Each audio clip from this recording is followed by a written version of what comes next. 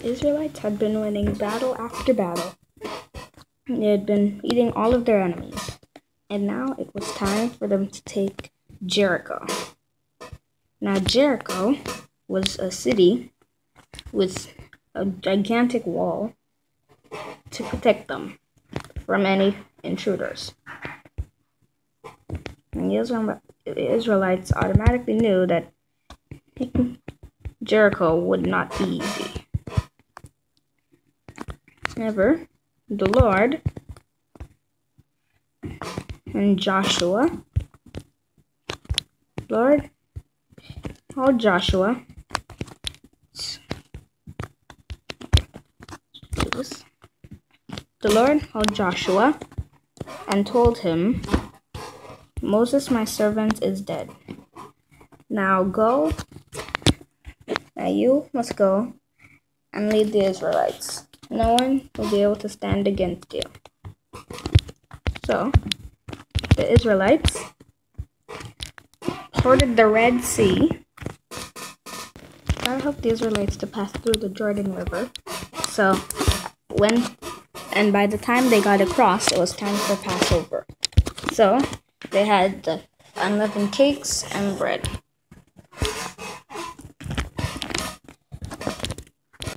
So the people made the march around the city.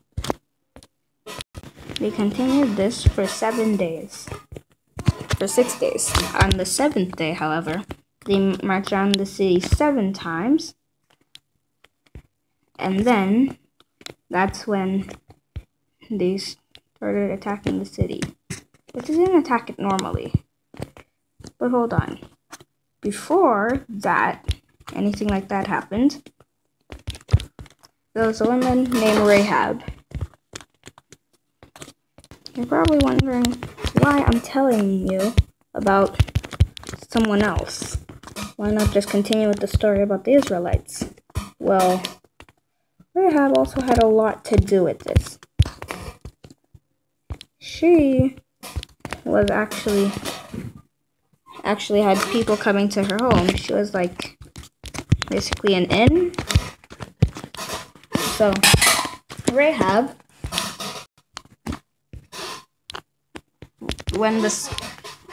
before anything else, Joshua sent out 2 spies, and the 2 spies made it to Rahab's house. So the spies were there. However, when the people of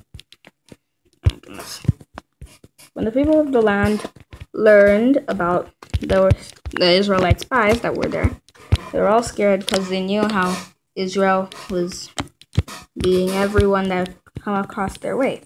So, and they learned that the spies were at Rahab's house. Rahab, instead of giving them out, have decided to help them. They had hid them in her house so that the people wouldn't find them. Oh my goodness. They have hid them in her house so that the people wouldn't find them. The guards checked everywhere in her house, but they didn't find her. She told them that they went over by the city gate, and you might catch up with them if you hurry. So, the guards decided to believe her, and they left the city. Anyway, so then,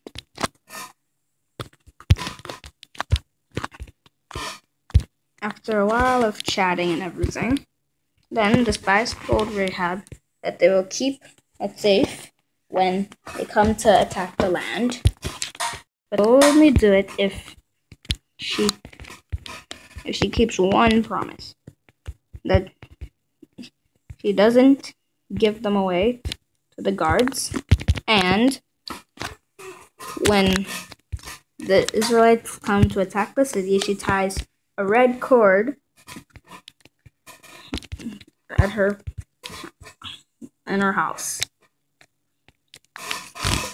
So When the Israelites came to attack, she did that and brought all of her family to the house. Brought her whole family. So at this point, the Israelites were outside of the city waiting for Joshua to give them the word to attack.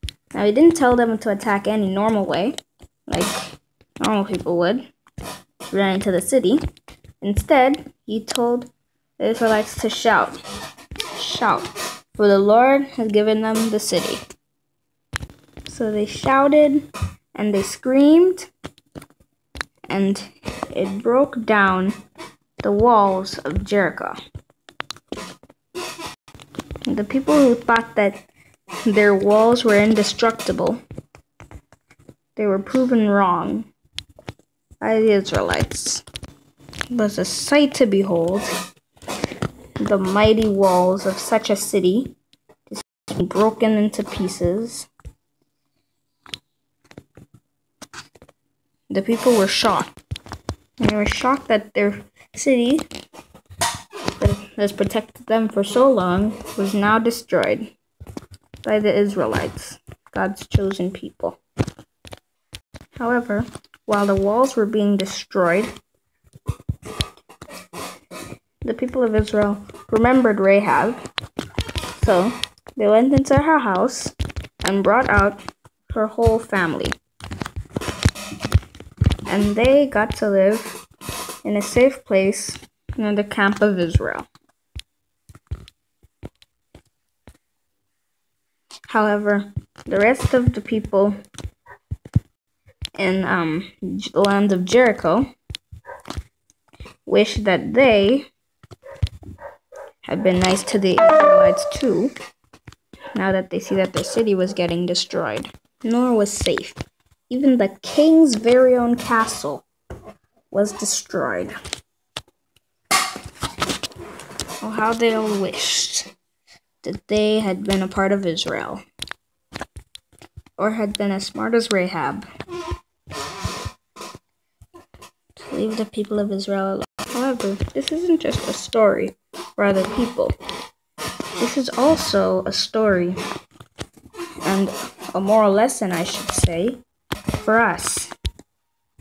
We must always trust in God. Number one, that's for the Israelites. And from Jericho, for God's people, never underestimate God or his followers, because God can do anything, and he'll always help us through our problems. As long as we trust in him and we stay worthy to him, he'll keep us through all the trials that we go through.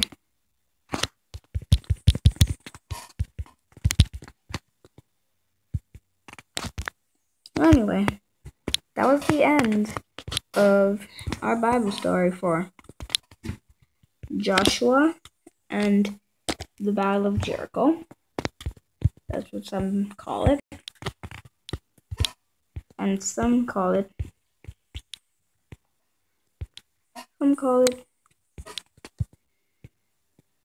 Joshua and the Battle of Jericho.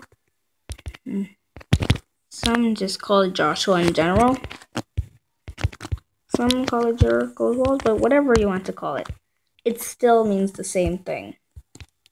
Still the same story, still same meeting, and still the same ending. Unless it's a fake version, of course. Other than that, yeah, pretty much the same. Out of all the houses, all the other houses in the city were destroyed. However, Rahab's house was okay. I don't know what happened to it after everything, but all I know was Rahab was saved, and whatever happened to her house, it doesn't really matter much. Just matters what it means for us, what it meant for them, and what happened to God and his people.